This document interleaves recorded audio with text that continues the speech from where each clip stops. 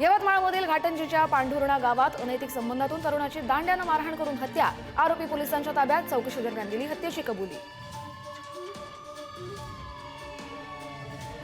दमणमध्ये बनावटीच्या दारू तस्करीचा पालघरच्या मनोर पोलिसांकडून पर्दाफाश। तुटलेल्या चपला आणि बुटांच्या गोण्यांआड लपवून दारूची तस्करी करण्याचा प्रयत्न।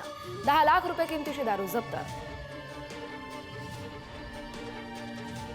जालन्यामध्ये पोस्टाद्वारे मागवलेली एक आणि घरातून आणखी एक अशा 2 धारदार तलवारी जप्त।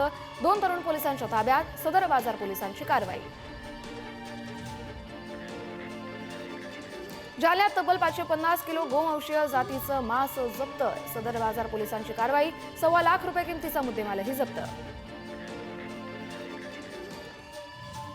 दहिसरमध्ये महिलेची पर्स चोरणारा पोलिसांच्या ताब्यात। 3 साथीदार पसार झाल्याची माहिती। महिलेच्या हँडबॅगमधून पर्स चोरीचा प्रयत्न।